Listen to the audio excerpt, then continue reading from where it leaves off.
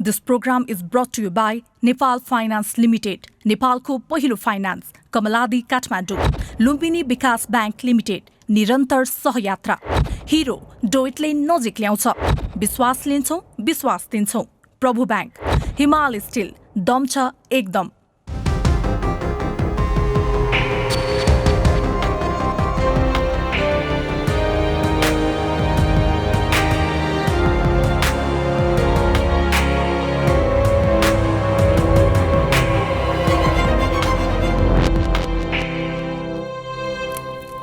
नेपालको संविधान नेपाली जनता समक्ष घोषणा गर्दछु। ऐतिहासिक भनिएको संविधान सभाबाट जारी भएको नेपालको नयाँ संविधान कार्यान्वयनको पहिलो चरणमै गम्भीर समस्या उत्पन्न भएको छ। नयाँ संविधानले जननिर्वाचित संसद विघटन गर्ने कहीँ कतै प्रावधानसम्म नराखेको बहुसंख्यक संविधानविदहरूले बताइरहेका बेला प्रधानमन्त्रीले संसद विघटन गरी नयाँ निर्वाचनमा जाने सिफारिस गरेको केही घण्टामा संविधानको संरक्षकको भूमिकामा रहेकी राष्ट्रपति विद्यादेवी भण्डारीले अनुमोदन गरी निर्वाचित आयु 2 वर्ष बाँकी रहँदै प्रतिनिधि सभा मृत्युको मुखमा पुगेको छ। प्रधानमन्त्रीको सिफारिसबाट बेहोस हुन पुगेको संसद राष्ट्रपतिको अनुमोदनले भेन्टिलेटरमा पुग्यो र अब यो भेन्टिलेटरबाट मृत्युवरण गर्छ या पुनः जीवित हुन्छ त्यो सर्वोच्च अदालतको निर्णयमा भर पर्ने भएको छ। जनताको अभिमतबाट 5 वर्षका लागि गठन भएको संसदको जीवन अदालतको संवैधानिक बेन्चले गर्नुपर्ने अवस्था आइलागेको छ। विगत लामो समय हामीले राजनीतिक अस्थिरता देख्यौं, प्रत्येक वर्ष जस्तो नयाँ सरकार देख्यौं र सरकार निर्माणका लागि राजनीतिक दलहरू हदैसम्मको प्रपञ्च गर्न तयार भएको समेत देख्यौं। सायद ती सबै कुरूपको कृत्यबाट आजित भएका नेपाली जनतालाई नयाँ संविधान निर्माणले विश्वस्त बनाएको थियो कि अब यो अस्थिरताको खेल बन्द भयो। नेपाली जनताले सोचेका थिए अब राजनीतिक स्थायित्व प्राप्त भएको छ, त्यही कारण अब हामीले सदियौंदेखि देखेको विकास र समृद्धिको सपना पूरा हुने क्रम सुरु हुनेछ। तर विडम्बना, संविधानका पानामा जे सुकै लेखिएको भए पनि त्यसलाई जीवन्त बनाउने कार्यान्वयनकर्ताहरूको सत्ताको लुछाचुडीले फेरि पनि निर्वाचित संसद मृत्युशय्यामा पुगेको छ। समग्रमा नेपाली जनतामाथि राजनीतिक दलहरूले गरेको यो गम्भीर धोखाधडी हो। संसदको घाँटी निमोट्न बाध्य पार्ने र निमोट्न अघि सर्ने दुवै पक्ष जनताको अभिमतको विरुद्धमा छन्। यी काम गर्ने नसक्ने नेता जतिले सब भ्रष्टाचारीहरूलाई सबैलाई चाहिँ जेल हालिदिए हुन्छ।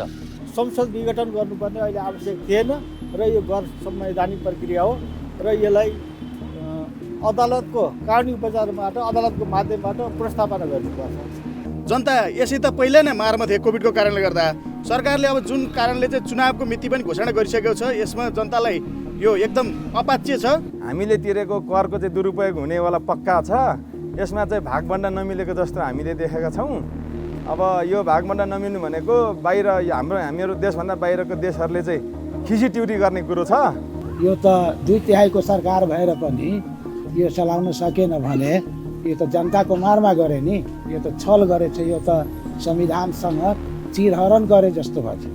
चुनावमा जनताले आश गरेर यत्रो 2/3 बहुमत पनि दिएका, त्यो चाहिँ अब पुरै कुठाराघात गरेर त्यो जनताहरूको छातीमा लात हान्दा चाहिँ अहिले जुन त्यो केपिओले चालेको कदमको चाहिँ घोर विरोध गर्छु मैले।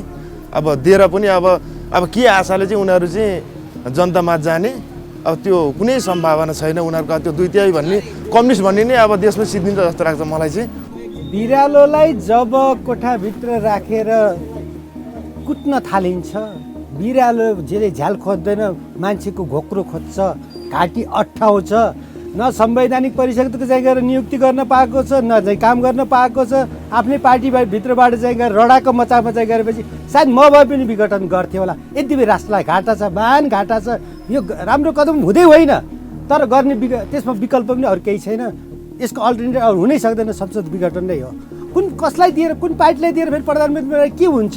फेरि चुनाव लड्दा उसको सब उ गर्दाखेरि करोडौँ सबलाई घाटामा जान्छ यस्तो फेरि दोस्रोचोटि चुनाव गर्दा। नेपालले पटक पटक अनेक व्यवस्था ल्याउने र फाल्ने गरिसकेको छ। संघीय लोकतान्त्रिक गणतन्त्र नेपालको रूपमा रहेको पछिल्लो व्यवस्था जसले मुलुकलाई समृद्ध बनाउने र नेपाली जनतालाई शक्ति सम्पन्न बनाउने घोषणा गरेको थियो, तर व्यवहारमा त्यस्तो केही भएन। फेरि पनि दलहरूको सत्ता शासनको पौठेजोरी जारी रह्यो। देश र जनता उनीहरूको अविच्छिन्न द्वन्द्वको शिकार बाहेक केही भएनन्। विश्व कोरोनाबाट आफ्ना नागरिकलाई बचाउन खोप उत्पादन र आयातको निकै संवेदनशील अवस्थामा छ। हाम्रो देशमा पनि कोरोना कहरले राजधानी काठमाडौँ र देशका सबैजसो भागमा जनजीवन त्राही त्राही बनाइरहँदा सत्तारूढ दल नेकपा भने सत्ताको नयाँ रणआकोमा प्रवेश गरेको छ। संसदलाई अर्थहीन तुल्याइएपछि र जननिर्वाचित सरकारलाई असहयोग, विरोध र घेराबन्दीमा पुर्याइएपछि मेरा सामु सार्वभौम जनता समक्ष जानुको विकल्प रहेन।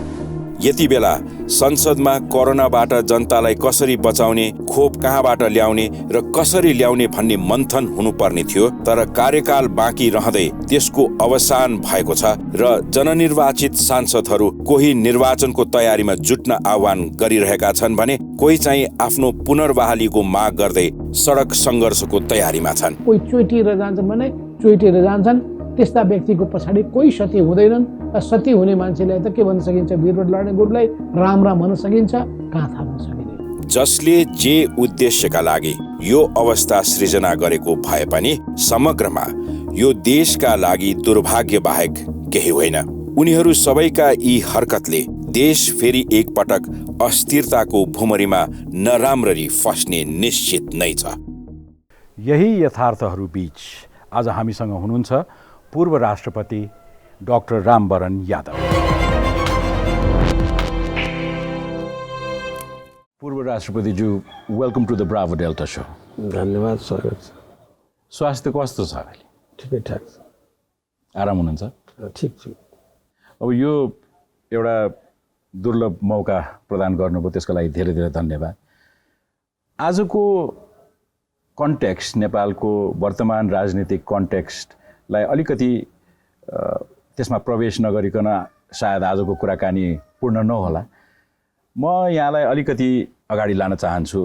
एउटा अति नै हृदयस्पर्शी र अप्टिकली चाहिँ नि नेपालमा अति नै पपुलर भएको एउटा तस्बिरको सम्झना गराउन चाहन्छु। जुन दिन यहाँले नेपालको संविधान जारी गर्नुभयो, यहाँले नमन गर्नुभएको थियो सो संविधानको पुस्तकलाई।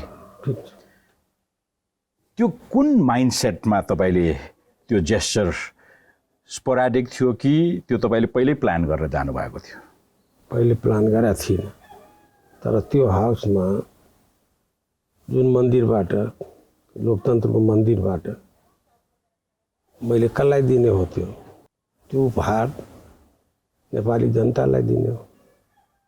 त्यो मलाई फिलिङ हो कि लामो सङ्घर्षको कल्मिनेसनले, एउटा उचाइले, जुन जनताको छोडोले सम्पूर्ण देशवासीको प्रतिनिधिहरू, 3 करोड नेपाली जनताको प्रतिनिधिहरू त्यहाँ बसेर पहिले जस्तो राजा महाराजाले तपाईँको संविधान दिने र रैतीले थाप्ने त थिएन। त्यो जनताको छोडोले, छोराछोरीले त्यहाँ आफैले बसेर आफ्नो भागको रेखा कोरेको थियो। त्यो लामो सङ्घर्षपछि त्यो चाहिँ कि लामो सङ्घर्षको चाहिँ बलिदान र त्याग र तपस्याको चाहिँ प्रतिफल थियो।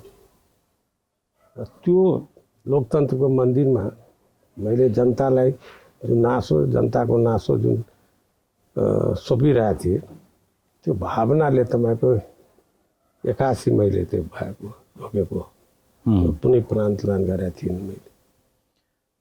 डाक्टर साहब, अब त्यही जनताको नासो तपाईँले जुन जारी गर्नुभयो, जनतालाई उपहार स्वरूप प्रदान गर्नुभयो, अब घटनाक्रमले आजका दिनमा त्यो नासो नै कता कता भताभुङ्ग हुन लागेको आभास हामीले पाइरहेका छौँ। अब एउटा पूर्व राष्ट्राध्यक्ष भइसकेको व्यक्ति जसले संविधान जारी गर्ने अवसर पनि प्राप्त गर्यो, कसरी हेरिरहनु भएको छ वर्तमान राजनीतिक अवस्थालाई? भूषणजी, मलाई के थियो कि लोकतन्त्रको उच्चतम प्र्याक्टिस हामीले गरेका छौँ।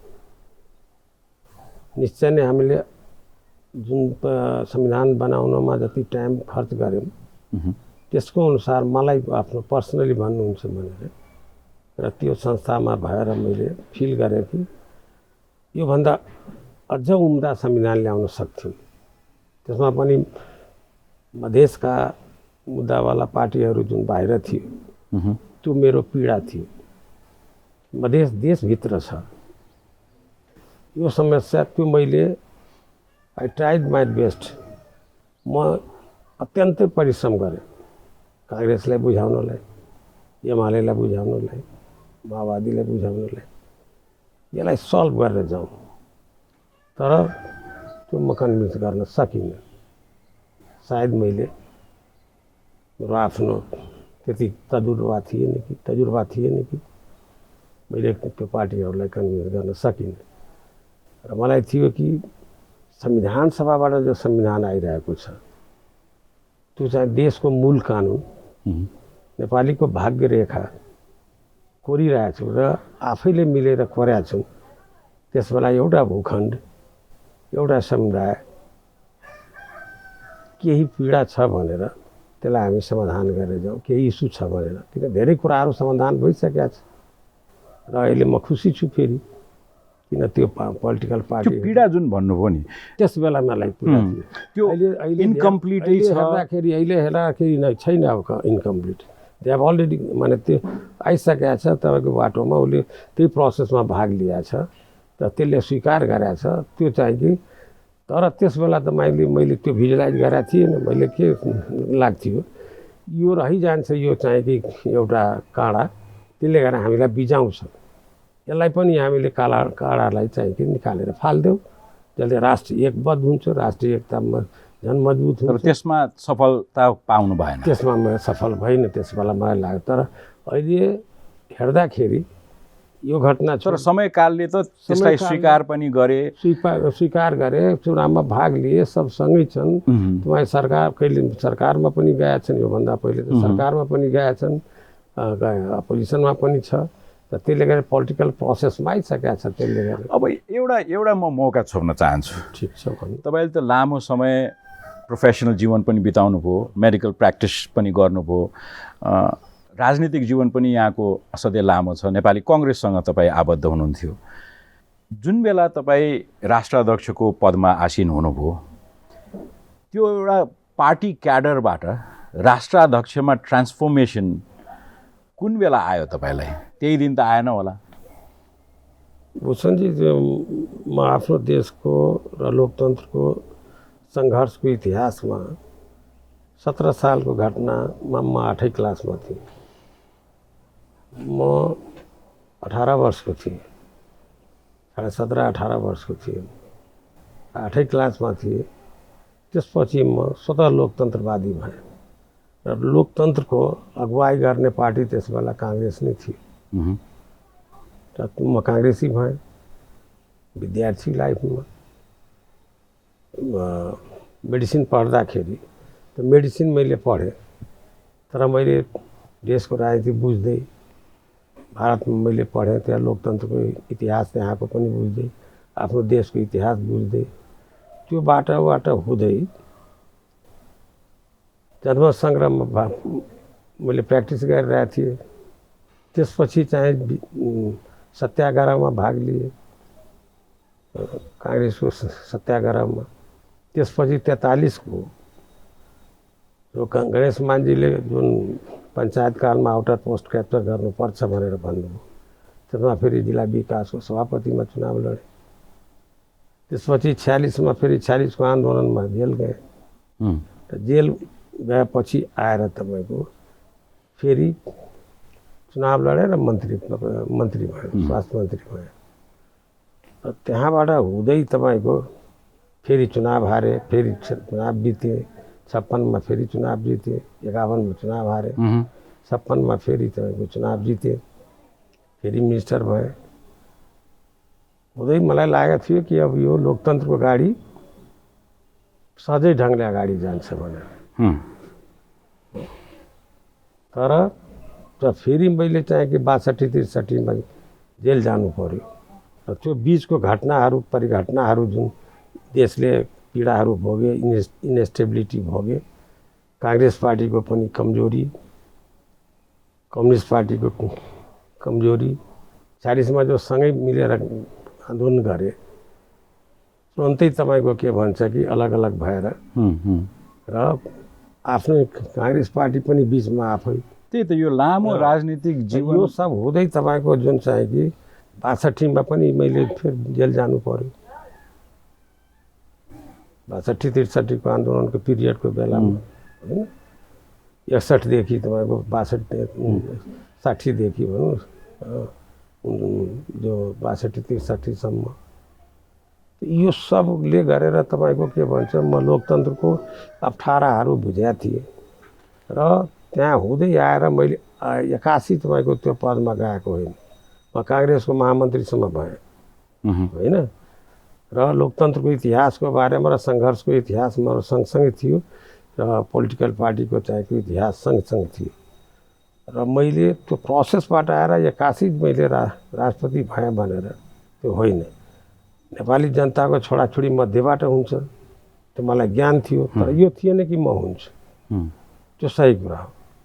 तर यति मलाई त्यो ब्लड स्ट्रिममा भएको काङ्ग्रेस पोलिटिक्स राष्ट्रपतिमा कसरी परिणत भयो? मेरो प्रश्न ट्रान्सफर्मेसन भयो भनेर तपाईँ भन्नुहुन्छ। त्यो के छ, पदको कारणले हुँदो रहेछ। तपाईँले कुन भूमिकामा तपाईँलाई राष्ट्रले राखेको छ, देशले कुन भूमिकामा राखेको छ, त्यो भूमिकाको तपाईँको के भन्छ कि आफूले अदा गरेन भने त्यो निर्वाह गर्नुपर्ने त्यो डिमान्ड गर्छ त्यो भूमिकाले कि तिमी यो यसै बिचमा बस। तपाईँलाई भनौँ, मैले याद गर्न चाहन्छु यो कुरा र उहाँलाई धन्यवाद दिन चाहन्छु।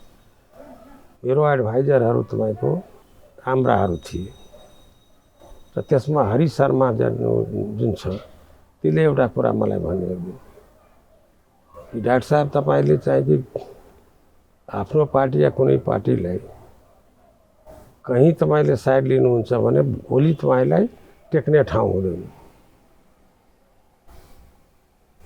त्यो कुरामा आज याद दिलाउन चाहन्छु। मैले त्यो चाहिँ कि अहिलेको सामान्य राष्ट्रपतिलाई त्यो भनेको थिएँ मैले दुईचोटिको भेटमा कि तपाईँले न्युट्रल भएर नै जानुपर्छ। निश्चय नै त्यहाँ पार्टीसँग जुन पार्टीकोबाट आएको छु त्यसको सान्निध्य छ, तर यो भूमिका निर्वाह गर्नमा त्यो अहिले मैले देखिनँ। हो, घोषणाको बेलामा मलाई थियो कि मधेसको मुद्दा पनि समाधान गरेर जाउँ होइन। तर त्यो पदमा पुगिसकेपछि जतिसुकै लामो पार्टीको जीवन भए पनि त्यो न्युट्रल बस्न सकिन्छ? सकिन्छ।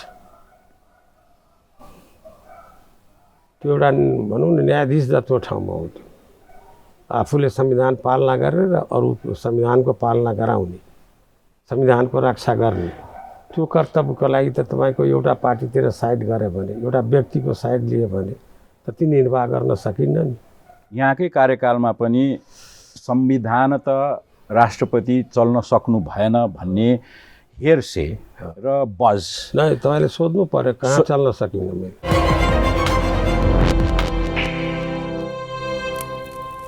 यहाँकै कार्यकालमा पनि संविधान त राष्ट्रपति चल्न सक्नु भएन भन्ने हेरसे र बज नै तपाईँले सोध्नु पर्यो कहाँ चल्न सकिन्न। मैले जुन बेला नेपालको मन्त्री परिषदले नेपाली सेनाको प्रधान सेनापतिलाई परिवर्तन गर्ने निर्णय गर्यो, त्यसमा राष्ट्रपतिको अफिसले स्टेप इन गर्यो। तपाईँ भन्नुहुन्छ कि स्टेप इन गर्यो। भूषणजी त्यस बेला तपाईँको के छ कि राष्ट्रमा दुईवटा सेना थियो। एउटा राष्ट्रमा एउटा सेना हुन्छ, दुईवटा सेना थियो। एउटा तपाईँको माओवादीको क्याम्पहरू छँदै थियो, त्यसमा सेना थियो। एउटा राष्ट्रिय सेना थियो। दुईटै सेनालाई मेरो कर्तव्य थियो कि राष्ट्रको एउटा सेना बनाउने। त्यो फ्रामको चिउडा थियो, त्यो मैले गर्ने होइन, पोलिटिकल पार्टीले गरे त कोअर्डिनेटर त म गर्थेँ। त्यो मेरो रोल त कोअर्डिनेटिङ रोल। तर तात्कालीन अन्तरिम संविधानमा एकदम मलाई भन्न दिनुहोस् प्लिज। त्यस बेला मेरो उद्देश्य थियो कि शान्ति प्रक्रियालाई सफल गर्ने र कसरी संविधान कसरी चाहिँ सब मिलेर गएर संविधान बनाउने। त्यस्तो बेलामा प्राइम मिनिस्टरले त्यस बेला भेटमा 4 भेटमा मैले भने अहिले यो नगरौँ। सेनाको इन्स्टिट्युसन तपाईँको जुन छ त्यो चाहिँ कि लास्ट बेसिटन हुन्छ तपाईँको के राष्ट्रको डिफेन्सको लागि, त्यसलाई तपाईँ नभत्काउनुहोस्। यसको परम्परा छ। मैले तपाईँको 60-70 वर्षको विगतको इतिहास मलाई याद छ कि सेना चिफलाई कहिले तपाईँको यो राजाको बेलामा पनि फालेको छैन। यस्तो तपाईँले फाल्यो भने त्यो उसले त देशको परिस्थिति अनुसार उसले स्वीकार गरेछ। हामीले र यो परिवर्तनलाई स्वीकार गरेर तपाईँ प्राइम मिनिस्टर हुनुहुन्छ, तपाईँलाई सल्युट गरिरहेछ, म प्रेसिडेन्ट छु, मलाई सल्युट गरिरहेछ। त्यसलाई तपाईँको एउटा सेना चिफलाई तपाईँको 3 महिना अब रिटायर हुन बाँकी छ, उसलाई तपाईँ फाल्नुहुन्छ र जसले त्योभन्दा पहिले रिटायर भइरहेछ त्यसलाई तपाईँले 3 वर्षको लागि चाहिँ कि सेना चिफ बनाइरहनु भएको छ र जो ल्याडरमा छ त्यसले त्यो जो आफै सेनाको प्रोसेसबाट ग्रुम भएछ होइन, त्यो चाहिँ एउटा जनजाति छ र त्यो ग्रुम भएर आइरहेको छ। छत्रमान गुरुङ आइरहेको थियो। त्यसले गर्दा यो सारा ल्याडर भत्किन्छ। यो सिस्टम भत्काउने काम नगर्नुहोस् र त्यो जति कुरा गर्थे त्यो मेमोको रूपमा तपाईँको तयार गरेर प्राइम मिनिस्टर अफिसमा पठाउँथ्यो। त्यो हामीले पहिले नै अन्डरस्ट्यान्डिङ थियो कि जुन चाहिँ कि इन्स्टिट्युसनको मेमोरीको लागि राष्ट्रपतिको इन्स्टिट्युसनमा पनि र प्राइम मिनिस्टरको इन्स्टिट्युसनमा पनि फर्मल कुराहरू जुन हुन्छ। तर राष्ट्रपति र प्रधानमन्त्री अब तपाईँको क्वेसनको एन्सर गर्छु नि मैले प्लिज। र 4 वटा मैले चाहिँ कि मैले भनेको थिएँ कि यो राष्ट्रको हितमा हुँदैन, यो सिस्टम नभत्काउनुहोस्। हो म कृष्ण प्रसादजीको क्याबिनेटमा थिएँ 56 मा र त्यो उदाहरण मैले प्रचण्डजीलाई त्यस बेला मैले दिएँ। हेर्नुहोस् जो अनुभवी मानिसहरूले जो उदाहरण दिएको छ त्यो तपाईँलाई सुनाउँ मैले कि न्यायालय होस् भने इन्स्टिट्युसनहरू चाहिँ न्यायालय होस्, सेनाको इन्स्टिट्युसन होस्, हो इन्स्टिट्युसन बनाउन तपाईँको वर्षौँ लाग्छ, सदियों लाग्छ। भत्काउन एकछिनमा भत्किन्छ। उहाँले के भन्नुभएको थियो, ए बाबु त्यो केही साथीहरूले कि लक्ष्मण अरियालजीलाई चिफ जस्टिस बनाउनुपर्छ, केशव उपाध्यायजी चाहिँ राजा पक्षको छ, त्यसले गर्दा त्यसलाई बनाउनु हुँदैन भने किशनजीले भन्नु कि बाबु हामीले लोकतन्त्रमा आएका छौँ र हामी कानुनी शासनमा छौँ र त्यो विधिको शासनभन्दा बाहिर र यसको एउटा सिस्टम छ र परम्परा पनि छ। यसको जो सबभन्दा सिनियर जज छ त्यसलाई नै बनाएर हामीले त्यो 3rd स्टेपमा जुन छ त्यसलाई चिफ बनायो भने त्यो सिस्टम भत्किन्छ। मैले त्यही उदाहरण मैले दिएँ कि पाको मानिसहरूले जुन उदाहरण दिन्थ्यो त्यो तपाईँलाई म भनौँ कि तपाईँ त जङ्गलबाट आउनुभएको छ, म त चाहिँ कि लोकतन्त्रको बाटोबाट आएको छु। हामीले लोकतान्त्रिक गणतन्त्रको संविधान बनाउनलाई अगाडि भएको छु। तपाईँको गिरिजाप्रसाद कोइराला तपाईँको यो आन्दोलनको लिडर थियो, त्यो लोकतन्त्रको लडाइँ लडेको थियो, लोकतान्त्रिक गणतन्त्रको लागि, न कि जनवादी गणतन्त्रको लागि। र जनवादी गणतन्त्रको बाटो समात्यो भने म त्यो बाटोलाई चाहिँ कि फर्काएर चाहिँ लोकतान्त्रिक बाटोमा लग्ने मेरो दायित्व थियो कि थिएन? आज नर्थ कोरिया हुन्थ्यो। तर राष्ट्रपति र प्रधानमन्त्री बीच भएका सल्लाहहरूको अनुरूप स्टेप भएन। प्रधानमन्त्रीले राष्ट्रपति र प्राइम मिनिस्टरको उहाँले भन्नुहुन्थ्यो कि राष्ट्रपतिजी म अर्को बाटो लिएँ भने तपाईँ के गर्नुहुन्छ?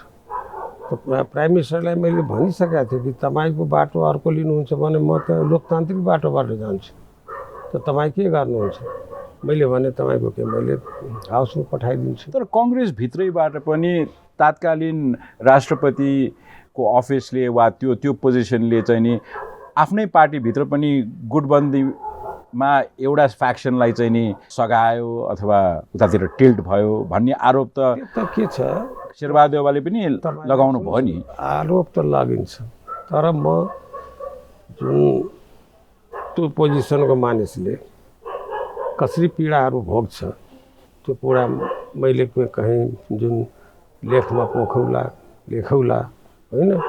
तर त्यो सब चाहिँ के भन्छ कि उहाँले पार्टी फोडेर जानुभएको थियो, राजासँग मिलेर लोकतन्त्रको बाटोलाई अवरोध गर्नुभएको थियो। त्यसपछि नै तपाईँको अनेक घटना परिघटना तपाईँको इन्स्टेबिलिटीहरू भए। त्यसले गरेर मैले भित्रबाट थियो कि चाहिँ उहाँ सभापति भएर सुशील कोइराला सभापति होस् भनेर त्यो थियो। र हाम्रो जुन पार्टीको फ्याक्सन जुन 5 वर्षसम्म त त्यहाँ पनि पार्टी फुटेको थियो। त्यसले गर्दा त्यो चाहिँ कि म तपाईँको गिरिजा प्रसादको लिडरसिपमा। तर हेड अफ स्टेटले पार्टी पोलिटिक्सको भनिरहेको छु कि त्यसको कारणले तपाईँको होइन कि म प्रोसेसबाट जो जान्छ त्यही बन्छ। तर त्यहाँबाट जुन तपाईँले हल्ला सुन्नुभयो त्यो सत्य होइन। मैले इन्टरफियर गरे होइन त्यसमा, मेरो चाहेको इन्टरफेरेन्सको कहीँ ठाउँ। तर मनमा भित्र कतै तपाईँलाई त्यो फिल भएको कुरा त तपाईँ मलाई बताइरहनु भएको छ नि। तपाईँलाई त साफै भनिरहेको छु मैले अहिले कि मान्नुहोस् कि त्यो फिलिङ हुन्छ, तर परिधि मैले नाघिनँ। मैले त्यो चाहिँ कि जुन दोष लाग्छ त्यो चाहिँ सत्य होइन कि म त जनताको सामने बोलिरहेको छु नि। तर कता कता सुशील कोइरालालाई चुनाव जिताउनलाई तपाईँले भूमिका खेल्नु भएको जस्तो त बुझ्यो नि। छैन, किनकि उहाँ सभापति हुनुहुन्थ्यो, म महामन्त्री थिएँ, त्यसले गर्दा पनि चाहिएको मान्छेले जोड दिन्छ नि। अब अर्को एउटा प्रश्न डाक्टर साहब, एउटा स्टेटहुड भने त एउटा प्रोसेस हो नि। नेपाल गणतान्त्रिक फेजमा अवतरण हुनुभन्दा अगाडि पनि मुलुक त थियो। राज्य सञ्चालनका केही परिपाटीहरू वर्षौँ लगाएर त्यस अगाडि पनि थिए। तर गणतन्त्र नेपालले चाहिँ नि त्यस पूर्व नेपालको जुन स्टेटहुडको एउटा रेड बुक हुन्छ नि, रेड बुक इन्हेरिट नै गरेन र तिलमिलायो गणतान्त्रिक नेपाल भन्ने जुन एउटा अहिले जनमानसमा चाहिँ नि चर्चा छ। छैन, तपाईँको प्रोसेसबाट गइरहेको छु। अहिले तपाईँको चुनाव भएर कम्युनिस्टको बहुमतको सरकार थियो, कम्युनिस्ट पार्टीको होइन, कम्युनिस्ट पार्टीको सरकार थियो। सरकार छँदैछ, अहिले सरकार त छ नि होइन। तर राज्य सञ्चालनका परिपाटीका रेड बुक भनेको त यो चुनाव म के भन्न चाहन्छु कि यो प्रोसेसले इभोल्युसनको प्रोसेस हो। इभल्भ गर्दै तपाईँको त्यो बन्छ। गणतन्त्र लोकतन्त्र संहिता भएको देश यो आकाशमा त लट्किरहेको होइन, आकाशबाट आएको होइन। यो त संसारको के अरू देशमा गणतन्त्र छ, लोकतन्त्र छ, संहिता छ। यो कुराहरू हेरेर तपाईँको बनाउँदै जानुपर्छ नि हामीले। त त्यो एउटा हामी लोकतान्त्रिक सिस्टममा छौँ। हाम्रो तपाईँको निकायहरू छ, त्यो लोकतान्त्रिक प्रोसेसमा जुन 4वटा संस्थाहरू छ, हाइएस्ट संस्था हुन्छ जो लेजिस्लेटिभ, एजुकेटिभ, राष्ट्रपतिको संस्था, न्यायालयको संस्था, यो संस्थाहरू र त्यसका अङ्गहरू हुन्छन्, संवैधानिक निकायहरू हुन्छन्। अरू त्यसका अरू देशको शासन प्रशासन हुनुहुन्छ। सबको आफ्नो कानुन र विधि अनुसार जुन चाहिँ पार्लियामेन्टबाट जुन या संविधान हामी बनाएका छौँ, त्यो संविधानबाट कानुन बनाएर पार्लियामेन्टबाट त्यो सञ्चालन त भइ नै रहेछ नि। कहीँ मलाई दोष लाग्यो होला, तर म तपाईँको आफ्नो न्युट्रलिटी मेन्टेन गर्दै गरेँ। अब अर्को यहाँको कार्यकालको अर्को परिघटनालाई पनि एकछिन रेफरेन्सलाई लिने हो भने पहिलो संविधान सभाको अवसानपछि अर्को संविधान सभाको निर्वाचन हुनका लागि यहाँले जसरी मन्त्री परिषदको अध्यक्षमा सर्वोच्च अदालतका बहालवाला प्रधान न्यायाधीशलाई सेपरेसन अफ पावरलाई पनि ख्याल नगरिकन जुन किसिमको नियुक्ति तपाईँले दिनुभयो नि, तपाईँको कार्यकालको अर्को एउटा कन्ट्रोभर्सियल नियुक्ति त्यो पनि हो। यहाँ मेरो निमित्त तपाईँको त्योभन्दा त्यो सेनाको इस्यु मेरो निमित्त थिएन। त्यो च्यालेन्ज त्यो हाम्रो होमवर्क भइसकेको थियो, मेरो अफिसले होमवर्क गरिसकेको थियो। र हामीले यस्तो पऱ्यो भने अहिले राष्ट्रमा 2टा सेना छ, हामी देश हाम्रो भद्रगोलमा जान्छ हो। यो सिस्टम नै अर्को सिस्टम बनेर जान्छ। तर राष्ट्रपतिको कन्स्टिट्युसनलाई रिइन्टरप्रेट गर्ने वा आफ्नो कन्भिनियन्सको लागि चाहिँ नि इन्टरप्रेट गर्ने रुम छ। No, that was not convenience, that was my duty to save the democracy and republic. Republican डेमोक्रेसीमा भने गणतान्त्रिक लोकतान्त्रिक नेपाल बनाउनु थियो मलाई, त्यसको संविधान ल्याउनु। तर कन्स्टिट्युसनबाट स्टेप आउट गरेर कुनै पनि डेमोक्रेसी जोगाउनका लागि गरिने राष्ट्रपतीय दायित्व जुन छ, सुन्नुहोस्, त्यो न्यायसङ्गत छ। मैले त्यही उद्देश्यको लागि आन्दोलन भएको थियो र त्यही उद्देश्य चाहिँ आन्दोलनको एउटा मूल कानुन बनाउनु थियो, त्यसमा त्यो मेरो ड्युटी थियो, त्यो जायज थियो। तर बहालवाला प्रधान न्यायाधीशलाई त्यो अदालतमा तपाईँहरू बहस गर्नुहोस्, तर पोलिटिकल सिस्टममा जुन सिस्टमको लागि मैले लडेको थिएँ, मैले होइन, लोकतन्त्रको इतिहास थियो देशको, त्यो इतिहासको बाटो र कम्प्रोमाइज पनि भएको थियो तपाईँको हतियारवालासँग कि हामी गणतन्त्र मानिरहेको छौँ, तपाईँ लोकतन्त्र मान्नुहोस्। लोकतान्त्रिक गणतन्त्र मानेर हामी गएको थियौँ। प्रधान न्यायाधीशलाई प्रधानमन्त्री कसरी मान्न सक्नुभयो तपाईँले? कसरी माने त्यसको म भन्दैछु तपाईँ कुन कन्टेक्स्टमा। म कुनै हालतमा चाहन्थेँ कि संविधान सभाबाट एउटा संविधान आओस्। मलाई थाहा थियो चाहिँ पहिला संविधान सभामा कि निश्चय नै तपाईँको कम्युनिस्टको बढी सिट छ, काङ्ग्रेसको कम सिट छ, मधेस पार्टीको सिट छ, तर त्यो परिवेशमा एउटा लोकतान्त्रिक गणतान्त्रिक संविधान आउँछ भनेर त्यसको लागि लामो तपाईँको बहस भयो। फर्स्ट सभामा लामो वर्क भएछ भनेर, लामो वर्क भएर त्यो पोलिटिकल पार्टीहरूको दायित्व थियो कि कसरी ल्याउने, तपाईँको के भन्छ त्यहाँबाट एउटा संविधान निकाल्नै पर्ने। र त्यसको लागि मेरो प्रयास थियो कि यो कहीँ कि कुनै हालतमा यसबाट एउटा संविधान आओस् हो। तर त्यो संविधान तपाईँको के भन्छ कि नबनाएर, त्यो पोलिटिकल पार्टीको दोष हो, मेरो दोष होइन कि संविधान बनाउन त मैले थिएन, मैले त आफ्नो जुन ठाउँ थियो त्यहाँबाट सहयोग गर्ने थियो, त्यो मेरो दायित्व थियो, राष्ट्र अध्यक्षको दायित्व थियो। र त्यो सहयोग गर्दै कोअर्डिनेट गर्दै कसरी संविधान आउँछ। तर संसारमा कहीँ नभएको प्र्याक्टिस तपाईँहरूले गर्नुभयो नि, प्रधान न्यायाधीशलाई एकैछिन अब त्यो म भन्दैछु, कार्यकारी म भन्दैछु न। म त्यसपछि तपाईँको के भन्छ कि 18 महाधिवेशनबाट उहाँहरूले सिटिङ न्यायाधीशलाई नै बनाएर चुनाव गराउने मेरो इच्छा थियो, रिटायर्ड जजबाट चुनाव गराउने भएन। माने पहिले त पोलिटिकल पार्टीले एउटा के भन्छ प्राइम मिनिस्टर दिनु पर्यो, त्यसमा कन्सेन्सस भएन, प्राइम मिनिस्टर पोलिटिकल पार्टीले दिन सकेन।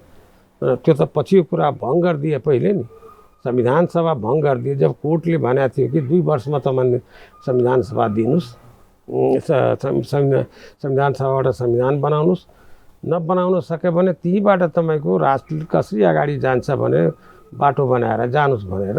तर कन्भिनियन्सको इन्टरप्रिटेसन त हुँदो रहेछ नि। एकैछिन त्यो भनेको थियो, कोर्टले भनेको थियो, पोलिटिकल पार्टीले सकेन, हाउस डिजल्भ, प्राइम मिनिस्टर थियो चाहिँ कि बाबुराम भट्टराईजी, र हाउस डिजल्भ भएर गयो। त्यो सम्पूर्ण दोष चाहिँ प्राइम मिनिस्टर र पोलिटिकल पार्टीमा जान्छ। उहाँहरूले संविधान दिन सक्नु भएन, द्याट वाज नट माई माने फल्ट, त दिन सकेन र संविधान भङ्ग भयो। मेरो ड्युटी थियो एज ए राष्ट्र अध्यक्ष, जब संविधान सभा छैन मैले संविधान कहाँबाट ल्याउने। पार्लियामेन्ट्री चुनावमा जाउँ भने सबै पार्टी फेरि भाग लिँदैन हो। त्यसले गरेर संविधान सभाको म्यान्डेट छ कि जनआन्दोलनको म्यान्डेट छ कि संविधान सभाबाट संविधान आउनुपर्ने हो। त्यसले गरेर मैले पोलिटिकल पार्टीहरूले कसैले पुनर्स्थापना फेरि गर्नुपर्छ, कसैले पार्लियामेन्टको चुनाव गर्नुपर्छ, त्यो मेरो अफिस हो र मैले भने हो, त्यो हुँदैन। फेरि संविधान सभा खडा गर्नुपर्छ। म त्यसमा अडान लिएँ। पोलिटिकल पार्टीहरूले जब चाहिँ न्यायाधीशलाई स्वीकार गर्छ, निश्चय नै तपाईँले भन्नुभयो सेपरेसन अफ पावरको अनुसार त्यो मिल्दैन, म स्वीकार गर्छु। तर म बाटो पाइरहेको थिइनँ, चुनाव गराउनु थियो भनेर जब पोलिटिकल पार्टीले कन्सेन्सस गरिहाल्छ र मलाई दिन्छ कि उहाँबाट नि राष्ट्रको एउटा निकाय छैन, सर्वोच्च निकाय संविधान सभा र एउटा राष्ट्रको तपाईँको न्यायालय छ, न्यायालयबाट तपाईँको के भन्छ केयरटेकर सरकार छ, न्यायालयबाट जब दिएर चुनाव गराउन सकिन्छ भनेर त्यो परिवेशको अध्ययन गरौँ र त्यसलाई मैले स्वीकार्यौँ र त्यो स्वीकार गरेर गयौँ। तर अब तात्कालीन हिसाबमा त्यसलाई तपाईँले मैले स्वीकार गर्छु कि त्यो मेरो एक्स्ट्रा कन्स्टिट्युसनल मुभै थियो। नट एक्स्ट्रा कन्स्टिट्युसन भनेर तपाईँलाई याद छ नि कि पोलिटिकल पार्टीको कन्सेन्सस भयो, उहाँलाई अगाडि सारियो होइन, र उहाँलाई अगाडि सारियो भनेर र त्यसपछि तपाईँको अन्तरिम संविधानले त पोलिटिकल पार्टीहरूलाई त चिन्दैन थियो। संविधानमा संशोधन गर्यो र क्याबिनेटबाट चाहिँ कि फेरि त्यसलाई स्वीकार गरेर क्याबिनेटले स्वीकार गरेर मन्त्री परिषदको बैठक बसेर सिफारिस भएर आएको त्यसलाई मैले एपोइन्ट गरेँ। अब यहाँ आयो कि तपाईँले जो भनिरहेको छ separation of power in the democracy, सही कुरा हो। यहाँ तपाईँको दुईवटा पदमा राख्यो, माने न्यायाधीशको पदमा राखेर राष्ट्राध्यक्ष प्राइम मिनिस्टर बनाउने त्यो सैद्धान्तिक तपाईँको निश्चय नै त्यहाँ कम्प्रोमाइज। अब देशको परिस्थिति अनुसार, किन मेरो लक्ष्य थियो चुनाव गराउने, संविधान सभा खडा गर्ने, त्यसबाट संविधान ल्याउने, यहाँको भावना बुझेँ, देशमा अगाडि बढाउने। तर म त्यो स्वीकार गरिसकेर स्वीकार गराएको छु जनताको सामने पहिले पनि कि त्यो मेरो पोलिटिकल लाइफको यो लोकतन्त्रको इतिहासको त्यो एउटा कालो धब्बा हो, in the interest of the nation, not personal. अब डाक्टर साहब, यहाँ यो गणतान्त्रिक नेपालको प्रथम राष्ट्रपति हुने सौभाग्य पाउनुभयो। अहिले हामी दोस्रो राष्ट्रपतिको कार्यकालमा छौँ। सबैभन्दा बढ्ता प्रश्न उठेको तपाईँले सर्भ गरिसक्नु भएकै संस्थाकै सन्दर्भमा अहिलेको वर्तमान राजनीतिक परिस्थितिमा राष्ट्रपतीय अफिसले निर्वाह गरेको भूमिकालाई तपाईँ प्रथम राष्ट्रपतिका दृष्टिले कसरी हेरिरहनु भएको छ, कस्तो देखिरहनु भएको छ? तपाईँ प्रथम राष्ट्रपतिका दृष्टिले कसरी हेरिरहनु भएको छ, कस्तो देखिरहनु भएको छ? भूषणजी, म कहिले कल्पना गरेका थिएन, मेरो निमित्त यो अकल्पनीय छ। तपाईँले सोध्नु संविधानको बेलामा तपाईँले कसरी निर्वाह गर्नुभयो आफ्नो, या तपाईँले अनायास ढोक्नुभयो, मैले आफ्नो कुराहरू भने, तपाईँले भन्नुभयो तपाईँ राष्ट्रपति हुनुभयो एउटा कार्यकर्ताबाट, एउटा काङ्ग्रेसको क्याडरबाट, आफूलाई कसरी पाउनुभयो र आफूलाई कसरी ट्रान्सफर्म गर्नुभयो र मेरो कमजोरीहरू होला, राष्ट्रको हितको लागि मैले कहिले तपाईँलाई भनौँ कि सबै पार्टीले कन्सेन्सस गरेर जुन दिन थियो त्यही कुरालाई मैले अन गर्थेँ। क्राइसिसको बेला थियो, ट्रान्जिसनको बेला थियो, मैले एक्लै कहीँ गएको छैन। र सेनाको इस्युमा एउटै पार्टी अलग थियो, सारा पार्टी मसँगै थियो। र कुनै इस्यु तपाईँले देखाइदिनुहुन्छ कि तपाईँले एक्लै जानुभयो भनेर क्याबिनेटबाट सिफारिस गरेको र पोलिटिकल पार्टीले स्वीकार गरेको त्यही कुरा मैले अन गर्दै गरेँ। मैले तपाईँलाई क्लियर भने कि संविधान घोषणा बेलामा मलाई पीडा थियो कि मधेसको समस्या, देशभित्रै मधेस छ, यो समस्या समाधान गरेर गयो भने सम्पूर्ण देशवासीले तपाईँको बत्ती बाल्छ, राष्ट्र चाहिँ कि एकता मजबुत हुन्छ, राष्ट्रको सफल संविधान एउटा संविधान आउँछ, एउटा बाटो खोलिन्छ। तर अहिलेको परिस्थितिमा तपाईँ भन्नुहुन्छ भनेर 5 वर्षसम्म मैले कहीँ केही बोलेको थिएँ यसबारेमा। तर आज राष्ट्रपतिको इन्स्टिट्युसनको बारेमा, प्राइम मिनिस्टरको इन्स्टिट्युसनको बारेमा मैले बोलिरहेको छु कि इतिहासमा यो रेकर्ड होस्। हो, मेरो त्रुटि तपाईँ जस्ता पत्रकारहरू, खारिएका पत्रकारहरू, खारिएका विद्वानहरू मेरो बारेमा लेख्छ नि त, म दुधले धोएको साबित आफै गर्छु भनेर, त्यो त जनताले गर्छ। म आफ्नो कर्तव्य निर्वाह गरेँ त आज मैले बोल्नु परिरहेछ कि आज देशवासी आघात भएछ देशवासीलाई। संविधान गैर संवैधानिक स्टेप गरेर प्राइम मिनिस्टरले, त्यसमा राष्ट्रपतिको संस्थाले चुकेको छ। कहाँ चुक्यो राष्ट्रपतिको संस्था? प्राइम मिनिस्टर पहिले जो गैर संवैधानिक बाटो लिनुभएछ, उहाँले आफ्नो पार्टीको पनि कन्फिडेन्स लिन सक्नु भएन। उहाँले आफ्नो तपाईँको लोकतन्त्रमा उहाँले पार्टीको कन्फिडेन्स भएन भनेर लोकतान्त्रिक प्रोसेसमा, पार्लियामेन्ट्री प्रोसेसको उहाँले आफ्नो कन्फिडेन्समा लिनुपर्ने थियो। आफ्नो पार्लियामेन्ट्री पार्टी पनि फेस गर्नु भएन, उहाँले हाउसमा जानुपर्ने, उहाँको नैतिक दायित्व थियो त्यो। संवैधानिक र नैतिक दायित्व र राजनीतिक दायित्व थियो त्यो र संवैधानिक दायित्व छँदै थियो र जुन बाटो उहाँ समात्नु भएको छ त्यो गलत बाटो हो। तर एकछिनसम्म भूषणजी, किन मैले फेरि तपाईँ त धेरै आर्टिकुलेटेड हुनुहुन्छ, म आर्टिकुलेटेड किन प्र्याक्टिस पनि छुटिसक्यो। प्रधानमन्त्रीले हाउसलाई नफेस गरेर हाउसलाई कपटपूर्ण तरिकाले हाउसलाई छल्नु भएको छ। हाउसलाई छलेर गएर मिल्छ लोकतन्त्रमा? उहाँले त्यहाँ भोटर कन्फिडेन्स लिनु पर्यो हो। अहिलेको संविधानले हाम्रो विगतको घटना परिघटनाले यसमा तपाईँको प्योर पार्लियामेन्ट्री सिस्टम ब्रिटेनको जुन छ र त्यसबाहेक इन्डियाले जुन प्र्याक्टिस गरिरहेछ अरू कन्ट्रीहरूले, हाम्रो कन्ट्रीमा हाम्रो परिवेशमा जुन हामीले अस्थिरता भोग्यौँ त्यो कारणले तपाईँको यही लिडरहरू मतलब राष्ट्रिय अध्यक्षको पदमा थिए, संविधान बनाउने त उहाँको काम थियो। यही लिडरहरूको हस्ताक्षर छ सबैको। केपी ओलीज्यूको छ, अहिलेको सामान्य राष्ट्रपतिज्यूको सही छ। उहाँहरूले सही गरेर तपाईँको कि 2 वर्षसम्म तपाईँको कुनै पार्लियामेन्ट्री प्रोसेसमा छ त्यहाँ कहीँ संसारमा कि 2 वर्षसम्म तपाईँको के भन्छ कि अविश्वासको प्रस्ताव नल्याउने त्यो छ।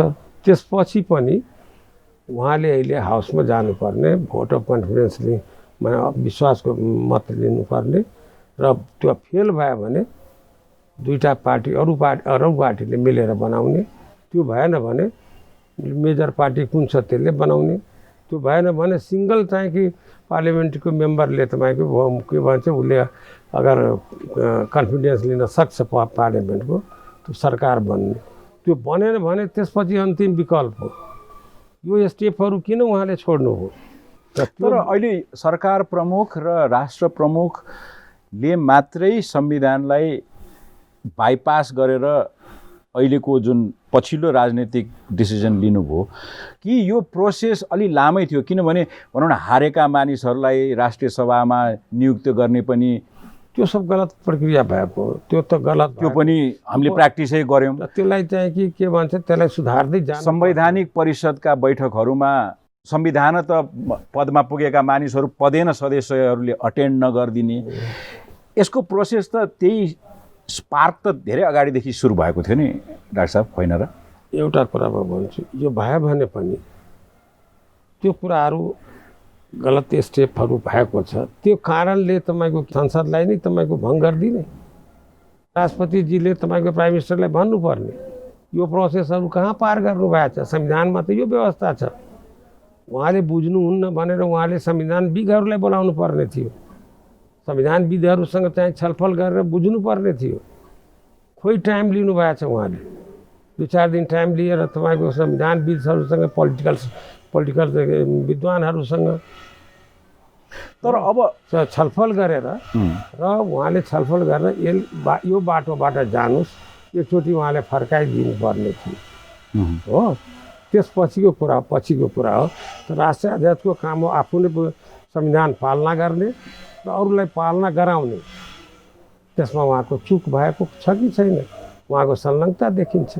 शिक्षणको मर्यादा अनुसार उहाँको काम भएन। अहिले तपाईँले जसरी हामीलाई आफ्ना भावनाहरू अभिव्यक्त गरिरहनु भएको छ, तपाईँ आजको राष्ट्रपतीय अफिस चाहिँ प्रधानमन्त्रीको पर्सनल रबर स्ट्याम्पका रूपमा प्रयोग भयो भन्ने कन्क्लुजनमा पुग्नु भएको? म आफ्नो भाषामा भनिसकेँ तपाईँको कि उहाँको जुन विगतका सब स्टेप मलाई याद पनि छैन। त यसपटक चाहिँ नि वर्तमान राष्ट्रपति आफ्नो संवैधानिक दायित्व निर्वाह गर्न सक्नु भएन? संविधानको परिधिभित्र रहेर अपरेट हुनुपर्ने संस्थाले संविधानलाई बाइपास गरेर अथवा मिचेर अनुकूलका निर्णयहरू गर्दै जान्छ भने त्यस्तो संस्थालाई नेपाली जनताले कसरी विश्वास गर्ने, किन बोक्ने, नेपाली किन चाहियो? चाहिन्छ विश्वास गराउने। तपाईँ जुन सिस्टम हामी ल्याएका छौँ त्यो सिस्टमबाट हिजो म थिएँ, आज उहाँ आउनुभयो, म सही गरेँ त्यो बाटोलाई उहाँले अगाडि बढाउनु पर्ने थियो होइन। त्यो सिस्टम संविधान अनुसार चल्छ नि, एक्लै त त्यहाँ निर्णय लिने होइन नि।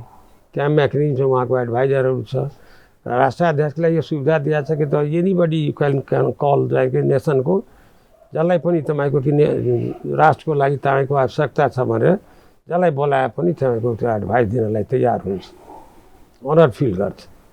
त्यो सारा कहाँ देखिएछ, कहाँ गर्नुभएको छ उहाँले यहाँ उहाँ। तर अब राष्ट्रिय आवश्यकताका रूपमा यदि अहिलेको वर्तमान सरकारले प्राप्त गरेको मेजोरिटी गत इलेक्सनमा प्राप्त गरेको चाहिँ नि म्यान्डेटमा पनि उसले काम गर्न सकेन भने राष्ट्राध्यक्षले राष्ट्रिय नीड, तपाईँले जसरी अघि भन्नुभयो नि, राष्ट्रिय नीडका आधारमा नयाँ म्यान्डेटमा जाउँ भनेर भन्दा त फेरि यो राष्ट्रिय डिजास्टरबाट बचाउनलाई मुक्त गर्नलाई गरेको होला नि। संविधानलाई बाइपास गरेर जान चाहिँ कसैले अधिकार दिया छ यो संविधानले?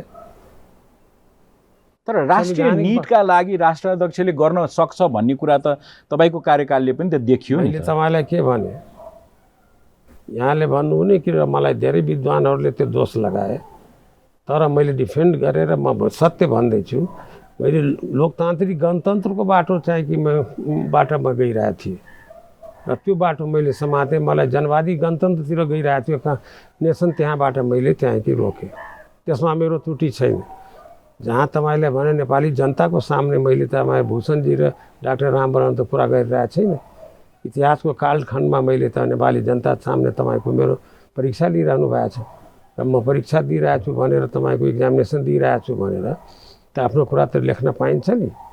म के भनिरहेको छु तपाईँको किन सेकेन्ड जुन तपाईँले चुनावको बेलामा भन्नुभयो, सेपरेसनको पावरको निश्चय नै कम्प्रोमाइज गरेर हामी राष्ट्रको हितमा अगाडि बढ्यौँ। हाम्रो उद्देश्य थियो चुनाव गराउनु।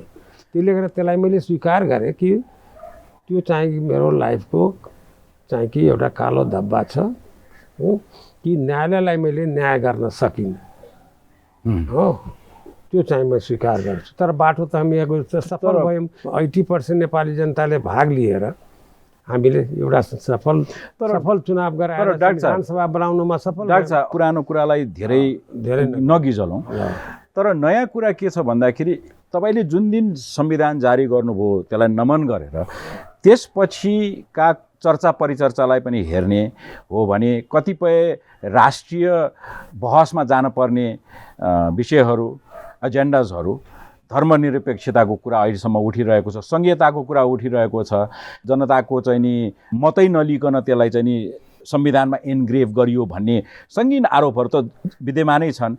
र आजका दिनसम्म हेर्दाखेरि अब राष्ट्रपतिले पनि निष्पक्षता कायम नगर्ने, संसद अस्थिरतातर्फ जाने, पोलिटिकल पार्टीहरू आफ्नै आन्तरिक लडाइँलाई राष्ट्रिय लडाइँका रूपमा प्रस्तुत गर्ने, अब त्यो संविधान नै अलि अप्ठ्यारोमा परेको अवस्था होइन? यो आघात भएको छ तर धरापमा परेको छैन। अब आघात र कति शब्द संविधानको दोष हो कि संविधानको पालकहरूको दोष? पालकको दोष हो संविधानको। मैले भने संविधानलाई कसैले पालनै नगर्ने पनि संविधान त्यस्तो हुन्छ र? नेपाली जनताले अन्तिम पालन गराउन, जसको खुन पसिना बगाएको छ त्यसले पालन गराउँछ नि। अहिले दुईटा संस्थाले मिलेर तपाईँको जनताको सर्वोच्च निकाय जुन छ, जुन 3 करोड नेपाली जनताको चुनिएको प्रतिनिधि जुन छ, त्यहाँ नेपाल सारा समस्या नेपालको त्यहाँबाट सल्भ गर्नुपर्ने त्यो संवैधानिक व्यवस्था छ। त्यसलाई बाइपास गरेर कहीँ कसैले गयो भने असंवैधानिक बाटोबाट मिल्छ? मिल्दैन। त अलग बाटोबाट गयो भने राष्ट्राध्यक्षको, राष्ट्रको हाइएस्ट इन्स्टिट्युसन, राष्ट्रको एक्सटेन्सन हो, जुन संविधानमा कल्पना गरे हो। सामान्य राष्ट्रपतिजीको पद उहाँ एउटा पात्र हुन्छ। त त्यो संस्थाको कर्तव्य के हो कि सबलाई कन्भिन्स गर्ने र प्राइम मिनिस्टरलाई कन्भिन्स गर्ने। स्टेटले तपाईँको के हुन्छ कि परम्परा छ, प्राइम मिनिस्टर तपाईँको के भन्छ कि राष्ट्रपतिको एडभाइजर छ, राष्ट्रपति चाहिँ प्राइम मिनिस्टरको एडभाइजर छ। एडभाइस दिएर उहाँले सही बाटोमा लाग्नुपर्ने। अब त्यो दुईटै कार्यालयको बाँड छुटिसक्यो र अहिले हामी कुरा गरिरहेका छौँ। बाँड तपाईँको प्रतिनिधि सभालाई लाग्यो, घाइते भएको छ, घाइते भएको छ। त्यो बाटोबाट जानुपर्ने थियो प्राइम मिनिस्टर, त्यो बाटो छल्नु भएको छ। अब न्यायालय छ। अहिले हामी कुरा गरिरहेका छौँ, प्रारम्भिक सुनवाई आजदेखि प्रारम्भ पनि भयो। सर्वोच्चमा विभिन्न रिटहरू परेका छन् सर्वोच्च अदालतले के निर्णय गर्छ भन्ने यहाँको अपेक्षा विचाराधीन छ? सेपरेसन अफ पावर अनुसार हामीले कुरा गरेका छौँ। एउटा न्यायको जुन संस्था छ कि सुप्रिम कोर्ट, त्यसले संविधानलाई व्याख्या गर्ने, त्यहाँ पनि छुट पाइँदैन नि विवेकले। त्यहाँ पनि संविधान अनुसार नै व्याख्या हुन्छ नि। त्यो व्याख्या गरे भने छर्लङ्ग छ तपाईँको कि पुनर्स्थापनाको बाटोमा जान्छ। मेरो राय भन्नुहुन्छ। मैले तपाईँको के भन्छ कि सर्वोच्च अदालतलाई मेरो राय दिने ठाउँमा म छैन, एउटा नागरिक छु म। तर मलाई सोध्नुहुन्छ भनेर त्यहाँ संविधानले नै स्पेस दिएको छ सर्वोच्च अदालतलाई पुनर्स्थापनामा जानको लागि। त्यहाँ करेक्सनको बाटो छ। र म आशा गर्छु र म विश्वासका साथ र मैले निवेदन गर्न चाहन्छु सुप्रिम कोर्टलाई कि त्यहाँबाट न्याय पाओस्। नेपाली जनताको खुन पसिनाको जो उपलब्धि थियो त्यो आज घाइते भएछ, त्यसले चाहिँ कि न्याय पाओस् भनेर लोकतन्त्रको गाडी अगाडि बढोस्। यो त तपाईँको सदिच्छा भयो, तपाईँको इच्छा भयो। अब त तर गट फिलिङले तपाईँलाई के भनिरहेको छ कि यो हामीले यत्रो दुःख गरेर जारी गरेको संविधान? त्यो त भूषणजी मैले जसरी तपाईँले सोधिरहनु भएको छ मैले चाहिँ कि सहज रूपमा जवाब दिइरहेको छु। तर आज सम्पूर्ण नेपाली जनता दुःखी छ कि के भएको हो यो पोलिटिकल पार्टीहरूले। किन यस्तो तपाईँको के भन्छ कि अपोजिसनको मा पनि आफ्नो घर म्यानेज गर्ने, यत्रो नेपाली जनताले 2/3ले उनको लगभग भोट दिए, त्यसले पनि चाहिँ गरी के भन्छ अगाडि बढाउन नसक्ने यस्तो महामारीको बेलामा मैले जुन चाहिँ भने नि कि यो गैर संवैधानिक छ, गैर राजनीतिक छ, नैतिकताको भएन हो। प्राइम मिनिस्टरमा यस्तो बाटो किन रोज्नु भएछ? यो घातक बाटो हो, यो तानाशाही प्रवृत्ति हो।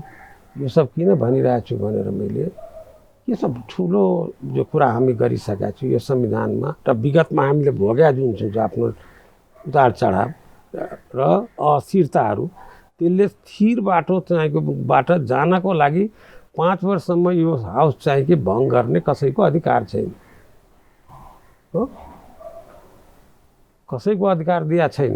त्यसले गरेर तपाईँ कोर्टको कुरा लाउनु। त्यसैले आशा छ कि आशा होइन विश्वास छ कि कोर्टले त्यसलाई के भन्छ कि संविधान अनुसार चाहिँ कोर्टले अगाडि बढ्छ। तर अब अन्तिममा जाँदा जाँदै यो संविधानको पालककर्ताहरूको गतिविधिले गर्दाखेरि आज धेरै शङ्काहरू उब्जिएका छन्। तर एउटा व्यक्तिगत रूपमा यो नयाँ संविधानमा इन्ग्रेभ यसका सेलियन फिचर्सहरू सङ्घीय लोकतान्त्रिक गणतन्त्र नेपाल, यसको भविष्य चाहिँ तपाईँ कस्तो देखिरहनु भएको? उज्जवल भविष्य। भत्काएर कसरी यो भतिँदैन। तर जनताले आफ्नो अभिमत दिने थलो त चुनावै हो क्यारे? चुनाव त एउटा प्रोसेस हो। अहिले गलत गरे भने नेपाली जनताले चाहिँ यो संविधानको रक्षा गर्ने। पक्कै पनि नेपाली जनताले आफ्नो विवेक सही ढङ्गले प्रयोग गर्ने नै छन् र यहाँको आशा सत्यमा परिणत होस्। विगतमा पनि हामी हेर्दै आएको छौँ, जहाँ जहाँ गल्ती गरेछ राजा गल्ती गरेछ, राजा फालेछ, पोलिटिकल पार्टीले गल्ती गरिरहेछ फालेछ हो। त्यसले गरेर जनताले सच्याउँदै गएको छ। डाक्टर यादव, यहाँले आफ्नो समय हामीलाई दिनुभयो र आफ्ना विचारहरू हामीसँग व्यक्त गरिदिनु भयो, त्यसका लागि समय र विचारका लागि धेरै धेरै धन्यवाद। भूषणजी भने मैले यो 2टा संस्थाको बारेमा आजसम्म बोलेको थिएँ। मेरो कर्तव्य हो। आज जुन पदमा म थिएँ त्यसले गरेर एउटा नागरिकको हैसियतले अहिले मैले नेपाली जनताको सामने भन्ने चाहेको मेरो रेकर्ड गराउने, त्यसको लागि जुन तपाईँ आइदिनु भयो तपाईँलाई म हृदयदेखि धन्यवाद दिन चाहन्छु। राष्ट्र सफल होस्, त्यही मेरो र तपाईँको कामना होस्। हवस् डाक्टर।